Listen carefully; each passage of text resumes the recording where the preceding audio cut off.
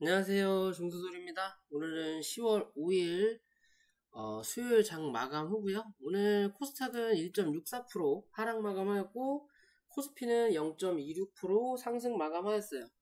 오늘 코스피와 코스닥의 이 차이가 좀 많이 났다라고 좀 볼 수 있겠죠. 실제적으로 오늘 이 투자자 현황을 보더라도요. 오늘 코스피 같은 경우는 외국인 매수세 많지는 않지만 들어왔고요. 그에 비해서 이 기관 투자자 매도세가 좀 강하게 나왔다. 그 기관 투자자 중에서도 어디만 금융 투자만 매도를 했다라고 볼 수 있어요. 그 외에 투신부터 나머지 기타 등등은 매수를 했죠. 어떻게 보면 최근에 이 물량이 들어왔던 부분 중에 이 코스닥 위주로 두고 이 금융투자가 쭉 꾸준히 사왔어요. 그죠? 어느 정도 바닥을 형성했다라고 판단을 했다라는 거고, 대부분 이 바닥에서 기관이 매수를 한다라고 하면 그게 누구? 금융투자라고 볼 수 있거든요. 그러면 최근에 이 금융투자가 들어왔던 물량의 크기를 보면요. 들어왔다 나갔다 한 물량도 있고, 들었다 놨다, 왔다리 갔다리 하는 부분이 있지만, 최근 들어서 코스피는 외국인 매수세가 꾸준하게 들어오고 있고요. 그에 비해서 기관 매도세가 꾸준하게 나오고 있어요. 즉 시장의 자금은 한정이 되어 있기 때문에 이 100이라는 숫자 안에서 기존에 이 외국인이 50을 팔았다면 기관이 30을 받고 개인이 20을 받는 기준이었다면 이 기준 자체를 이제는 외국인이 30을 받으면 개인이 20을 받고 기관이 50을 파는 흐름으로 서로 자전거래 형식이라 가지고 우리가 예전에 그냥 급등주나 그런 부분 보면 자전거래 한다는 듯이 그런 물량 안에서 치고받고 하면서 주가를 들었다가 혹은 낮췄다가 하는 기준이란 말이에요. 결국엔 시장이 더 올라가거나 내리기 위해서는 누군가는 팔아야 되고 누군가는 사야 되는 기준이에요. 그죠? 그런 기준으로 움직이는데 오늘 같은 흐름은 어제 이렇게 양봉 만들어 놓고 오늘 같은 흐름은 북한에 대한 미사일 그리고 우크라이나와 러시아에 대한 전쟁 핵전쟁 어쩌고 저쩌고 말이 계속 나오고 있잖아요. 그럼으로써 시장이 빠졌고 오늘 중국 시장은 휴장이었고 그럼 우리나라가 또 유별나게 많이 빠졌는데 코스피와 코스닥 중에 왜 코스닥만 많이 빠지냐? 이유는 항상 제가 말씀드리죠. 코스피는 한국을 대표하는 기업들 그 외에 코스닥은 개잡주들 그러니까 전쟁이 나게 되면 우량주는 밑으로 쳐밀리는 거 밑에서 받는다라는 거예요. 왜? 우리가 삼성전자는 나중에 자식한테 물려줄 거야. 10년 가지고 가지? 그래도 걱정이 없다라는 거예요. 좀 덜하다라는 거예요. 10명 중에 주가가 빠지면 9명, 10명이 걱정하는데 삼성전자는 이 중에 4명, 5명은 걱정을 하지 않는다라는 거예요. 언젠가 올라가겠지. 근데 그에 비해서 코스닥의 잡주들은 빠지면 10명 중에 10명 다 걱정하게 되는 거예요. 이거 상장 폐지 되는 거 아니야? 이거 거래 정지 당하는 거 아니야? 그러면 전쟁이 났을 때 혹은 대공황이 왔을 때 우리가 꼭 주식을 해야 되는 입장이라면 뭘 사겠다? 코스피를 산다라는 거예요. 그것도 대형주 위주로, 우량주 위주로. 오늘 같은 날 시장이 전체적으로 다 빠졌고 종목들도 하락 개수가 훨씬 많지만 삼성전자와 SK 하이닉스는 잡아놓는다라는 거죠. 지수를. 왜? 주가가 빠져도 이런 대형주 같은 경우는 이제 더 이상 빼기 어려울 저가가 밀릴 수 있는 자리까지 웬만큼 다 밀고 내려왔으면 뭐 해야 된다? 이제는 받아줘야 된다라는 기준이에요. 그러면 이 삼성전자도 어제 영상을 찍어서 말씀드렸죠. 웬만하면 56,000원 위에서 버텨내야 되는 거고 이제 또 6만원 기준이 나와요. 58,000원 혹은 6만원인데 요 자리를 이제 어떻게 뚫어내냐예요. 오늘 같은 양봉 출현도 나쁘지 않다. 요런 그림도 나쁘지 않지만 실제적으로 갭을 띄워서 올린 자리인 거기 때문에 갭을 띄웠다라는 건 여기서 샀던 누군가는 뭐한다? 수익 실현을 하는 자리라는 거예요. 왜? 대형주는 웬만하면 갭을 메꾸고 가니까 지수처럼. 그럼 이제 삼성전자는 요 위에서 버티는 그림을 만들어낼 거냐, 아니면 요 밑에서 횡보하는 자리를 만들어낼 거냐예요. 어제도 계속 말씀드리지만. 그러면 이제는 삼성전자가 혹여나 밀린다 하면 둘 중에 하나겠죠. 지수도 같이 밀리든지 아니면 지수는 버티는데 삼성전자만 슬금슬금 빠지든지.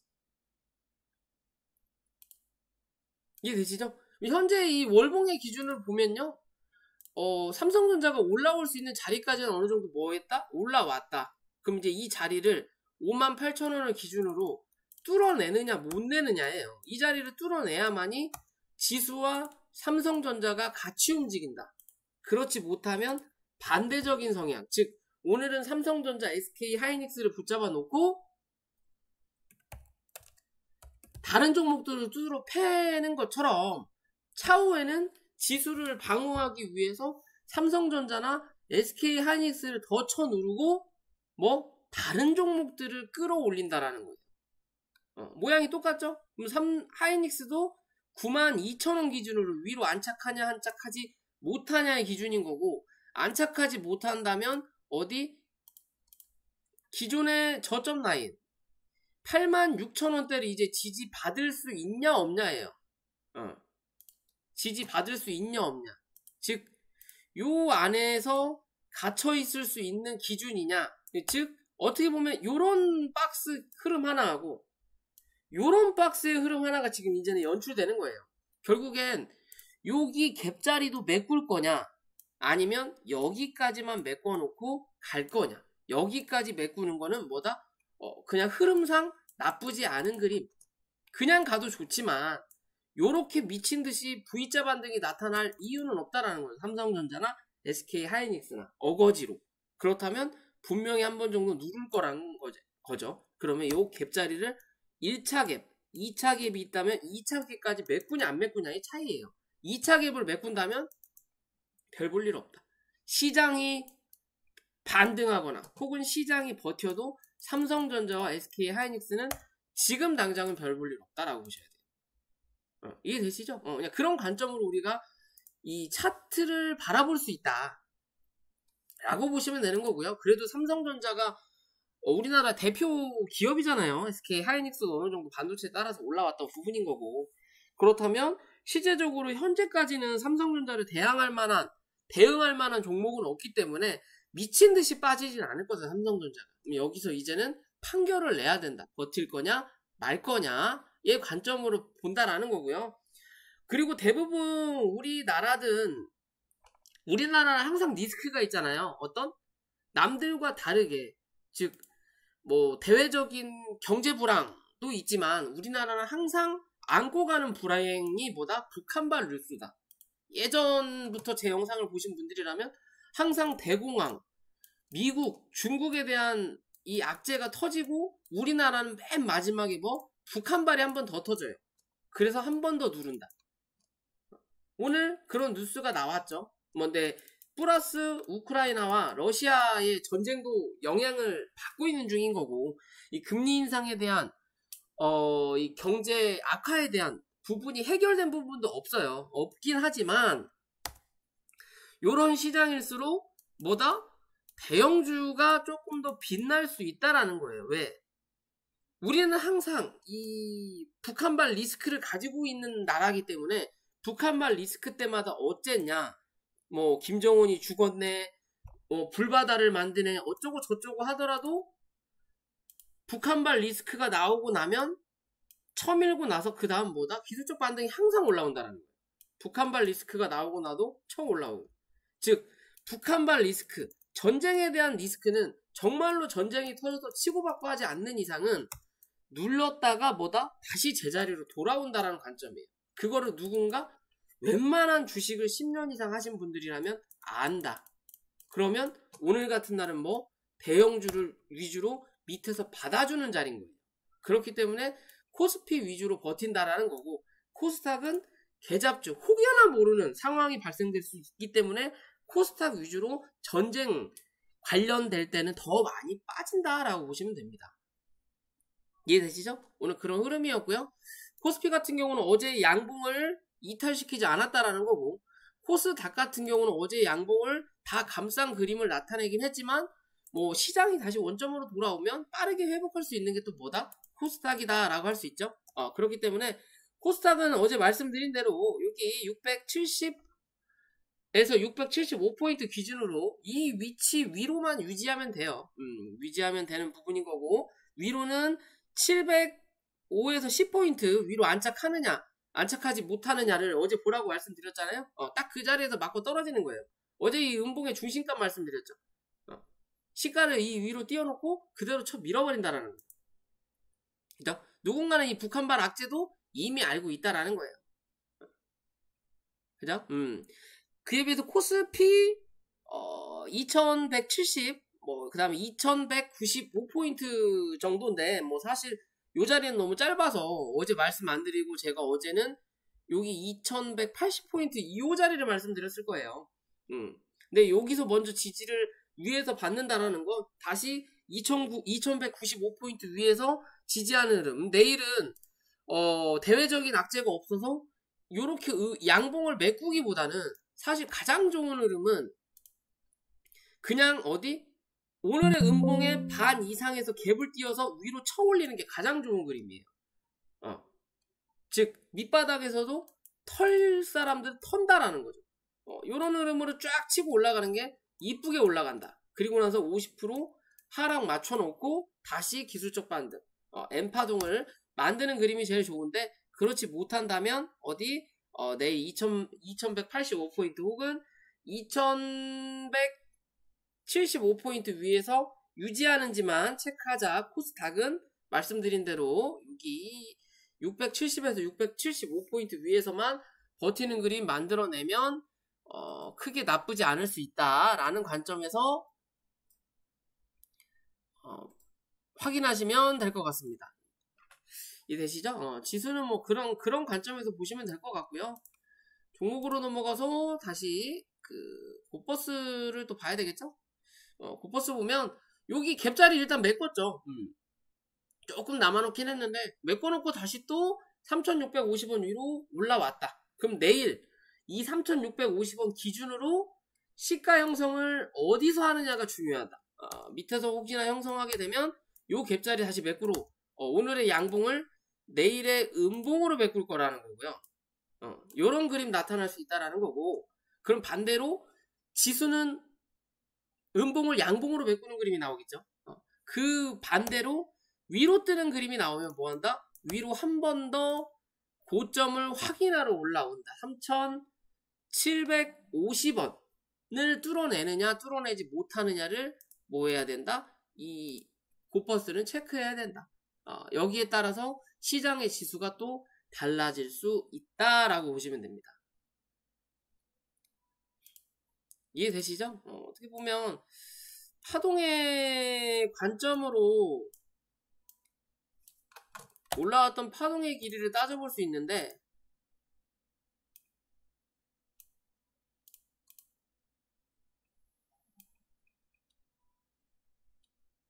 아직 위로 올라갈 자리 조금 더 남아있긴 하거든요.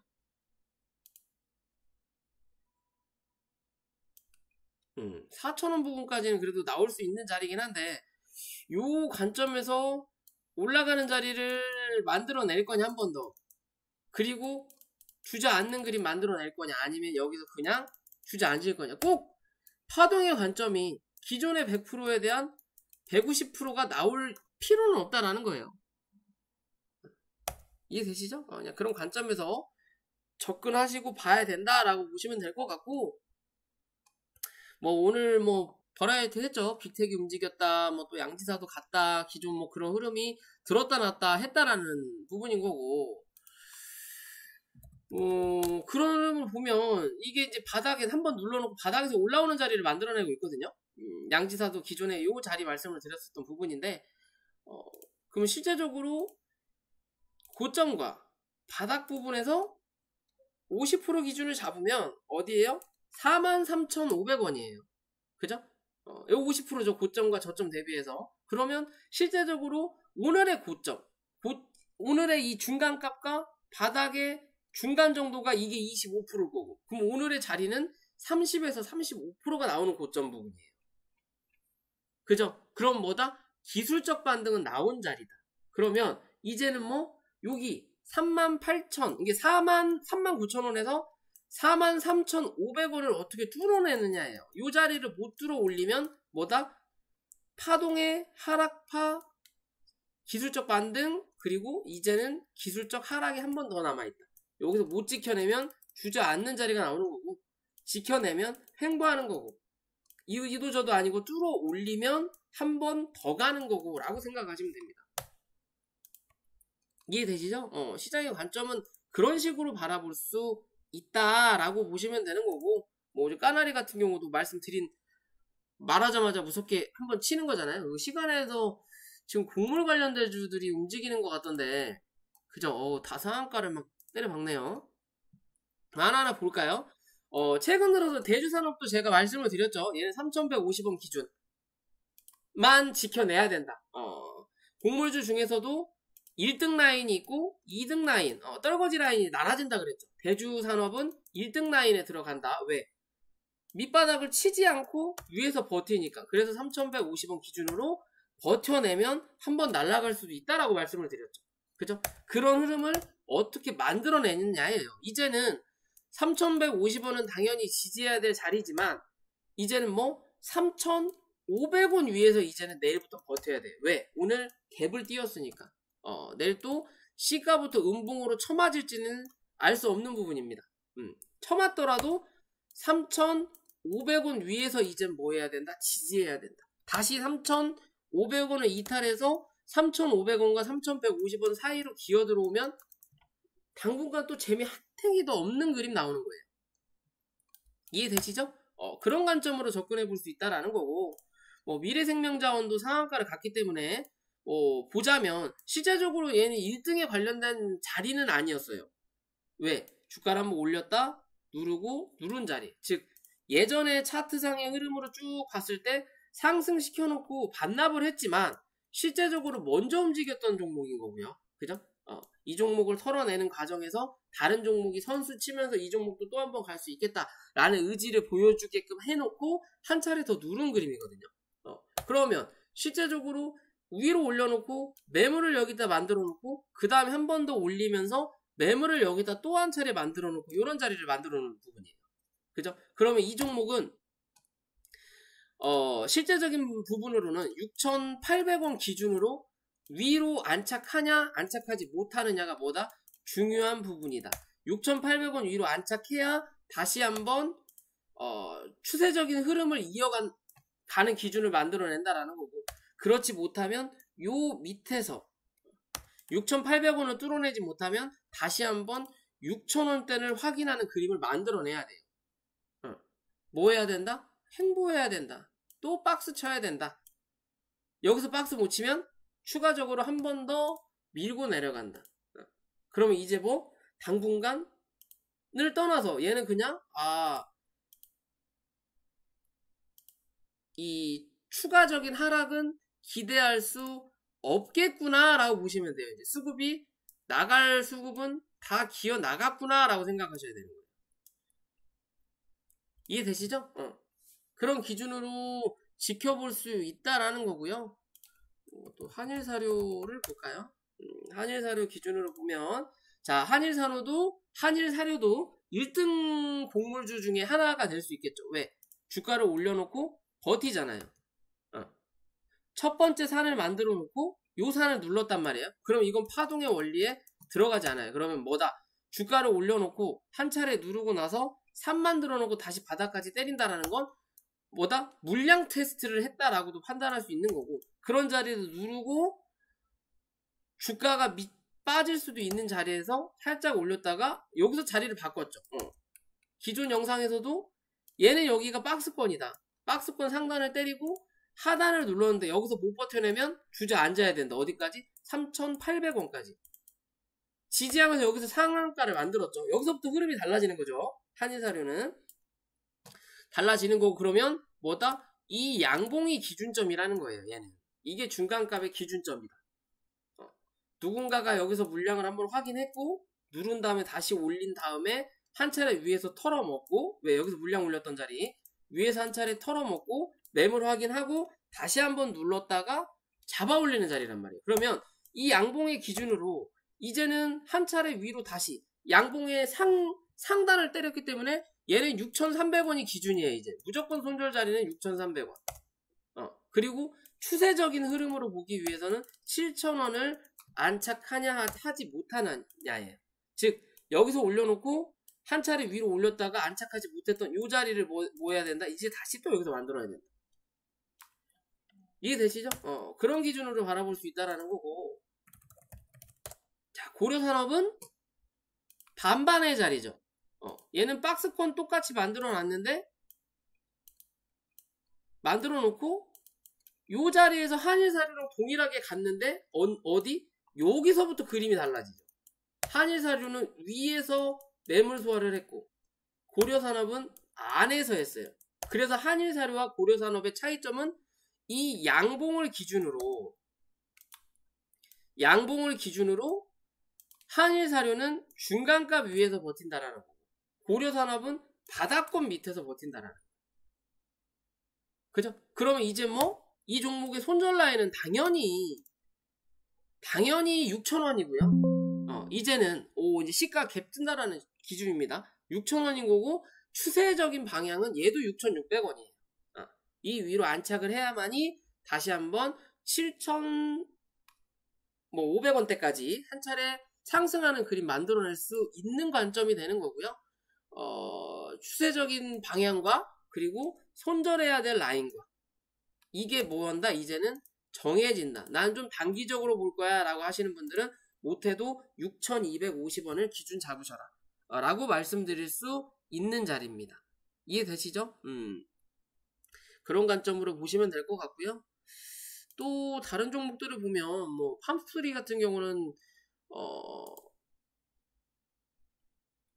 1등, 2등주에도 못 들어가는 부분이 현재는 연출되고 있는 자리고요. 사실상 얘는 이지홀딩스, 이지바이오, 팜스토리가 묶여있기 때문에 이렇게 문제가 되는 거예요. 뭐 실적도 잘 나오고 회사 기업 가치도 나쁘지 않지만 뭐 어떻게 보면 자회사들이 꾸준하게 너무 많잖아요. 엮인 게 많다라는 거예요. 어떻게 따지고 보면 시총적으로 따지고 보면 이 세 개를 묶어놔 버리면 공모주 중에 가장 높은 시총이 되는 거예요. 같은 회사인데도. 그렇기 때문에 선뜻 활약을 못한다라고 좀 볼 수 있는 부분인 거고 이제 그런 흐름상에서 어느 정도 얘도 바닥을 찍었죠. 2,000원 초반. 내려올 때까지 얘도 다 내려왔기 때문에 이제는 뭐 공간적인 활용에서 이 종목도 한번 기대해 볼 수 있다라는 거예요. 단기적인 관점으로. 이해되시죠? 바닥을 찍었고 그럼 이 바닥에서 위로 올라갈 자리가 분명히 남는다라는 거고요. 여기에서 뭐 쉬는 구간이 연출될 수 있는 자리가 이렇게 남는다. 그러면 이 자리 2,350원 그리고 2,550원 기준으로 캔들이 어디에 위치할 거냐가 가장 중요한 관점이다. 즉 중심값은 2,350원에서 2,550원 사이다라고 보시면 돼요. 요 안에서만이라도 버티면 크게 무리수는 없다. 보너스 구간이다라고 보시면 됩니다. 최근의 자리는. 그죠? 누군가는 물량을 조금이라도 모아갈 수 있는 자리의 흐름이에요. 더 이상의 하락은 무의미하다. 여기서 더 이상 하락을 시킨다면 가망이 없는 거예요. 얘는. 이제는 기술적으로라도 반등 한번 나와야 될 수 있다. 어디까지? 좀 길게 보더라도 3,000원 부근. 그럼 지금 자리에서 한 50% 정도죠? 까지는 기대해 볼 수는 있다라는 거예요. 그렇다고 해도 얘가 대장으로 바닥바닥하게 치고 나가진 못할 것 같다라는 생각은 드는데 그래도 좀 지켜볼 필요가 있어 보인다라는 거고요. 그에 비해서 이지바이오가 조금 더 팜스토리보다 먼저 바닥을 확인했고 바닥을 확인하니까 위로 올라오는 자리 만들어내고 있다라는 거죠. 그럼 얘도 큰 기준으로 보면 이 박스권 안에서 이 중간값이 4,650원 정도 기준이 나타날 수 있다라는 거고요. 요 자리 위로 안착하냐 안착하지 못하느냐가 뭐다? 중요한 관점이다. 바닥은 다시 4,100원이다 라고 보셔야 돼요. 이 박스권 흐름을 어떻게 벗어나느냐. 상단을 때리더라도 말 그대로 팜스토리가 3,000원까지 간다면 이지바이오도 5,250원에서 5,300원 기준까지 가능할 수 있다. 요 자리를 뚫어 올리느냐 못 올리느냐. 단숨에 뚫어내기는 어려울 수 있다. 대신 이 자리를 혹여나 뚫어내던지 아니면 못 뚫어내더라도 4,600원에서 4,700원 위로 안착하는 그림만 보여준다면 조만간에 뭐 할 수 있다? 한 번 더 날아 올라올 수 있다라고 보시면 됩니다. 그런 자리는 6,000원 부근 정도까지. 이해되시죠? 그냥 그런 관점으로 접근할 수 있다라는 거고요. 뭐 한탑은 참 애매하죠. 얘도 애매한 자리에 현재 한탑도 박스권 하단에서 버티고 있는 중이다. 이제 뭐 위로 뚫어내는 자리 필요하다. 좀 계잡주의 흐름을 너무 연출하고 있어요. 2,100원 기준으로 위로 뚫어 올리느냐 뚫어 올리지 못하느냐. 뚫어 올리더라도 그 위로 뭐 안착하는 게 얘는 뭐한다? 중요하다. 안착 못하면 재미가 없다라고 보시면 돼요. 얘도. 얘는 흐름을 지가 그냥 어거지로 눌러놨거든요. 어거지로 눌러놓은 놈이기 때문에 지금의 자리에서 뭐 해야 된다? 무조건 버텨내야 돼요. 얘는. 이거 못 버텨내면 뭐 샘표 식품, 샘표의 예전 모습처럼 이렇게 흘러내리는 자리 만들어내야 돼요. 어디까지? 여기 양봉, 음봉 자리까지. 요 자리까지 연출해야 끝이 나요. 얘는. 그렇기 때문에 지금의 자리에서 무조건 위로 올려서 2,100원을 사수하는 그림이 가장 중요하다. 얘는. 그래야만이 얘 뭐 할 수 있다? 대장의 역할도 한 번 정도는 해낼 수 있다라는 거예요. 기존처럼. 순번은 먼저 안 오겠지만. 이해되시죠? 뭐냐 그런 관점으로 보시면 될 것 같고요. 샘표 식품하고 샘표하고 너무 갭 차이가 나는데 시총이 비슷하다라는 거. 샘표와 샘표 시총이 비슷하다가 현재는 샘표가 조금 더 이제 높겠네요. 왜? 오늘 쳐 올랐으니까. 그죠? 흐름이 너무 달라요. 확실히 수급도 누가 받쳐주냐 받쳐주지 못하냐에 따라 흐름이 달라진다. 샘표 기준으로 샘표는 이제는 53,000원 위에서 안착하는 그림이 가장 중요하고요. 53,000원, 54,000원 위에서만 안착하면 이랬든 저랬든 6만원대 한 번 정도 확인하러 올라온다라고 보시면 될 것 같고, 그에 비해서 샘표 식품은 샘표가 안착하는 여부에 따라서 얘는 우선적으로 34,000원을 사수하는 게 급선무다. 급선무다. 이랬든 저랬든 얘가 대장할 확률은 확연히 떨어진다는 거예요. 샘표 예전부터 그랬지만 확연히 떨어진다. 정말 얘는 이 개별적으로 뭔가 뭐 어디 인수가 당하든지 뭔가 정말 호재가 있어서 점으로 그냥 날려버리지 않는 이상은 따까리밖에 할 수 있는 방법이 없다. 결국은 샘표가 미친듯이 가서 경고라도 쳐먹고 빨간 딱지 달거나 단일가로 들어가야 얘가 날아가는 흐름이 나타날 수 있어요. 그렇지 않고서는 얘만의 개별 호재가 필요하다. 얘는 34,000원 사수가 우선이다.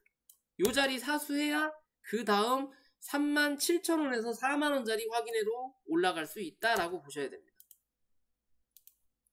이해되시죠? 그냥 그런 기준으로 좀 바라보면 되지 않을까라고 보는 거고요.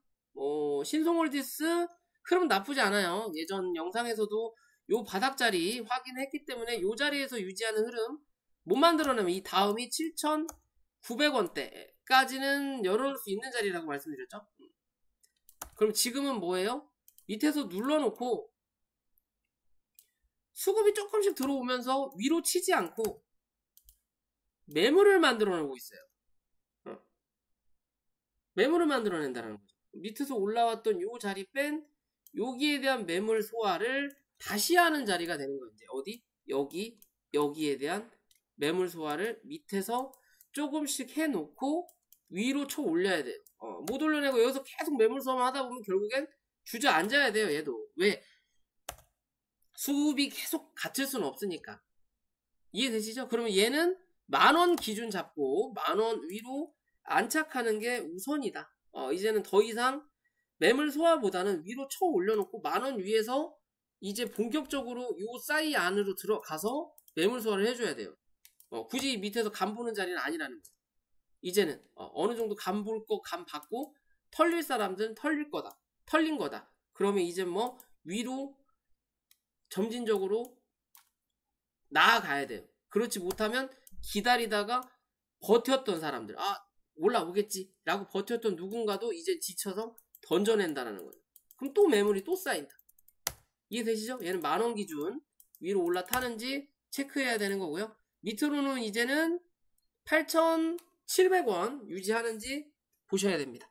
라고 말씀드릴 수 있을 것 같아요. 오늘 영상 여기까지고요. 영상이 도움이 되시면 구독과 좋아요 부탁드릴게요.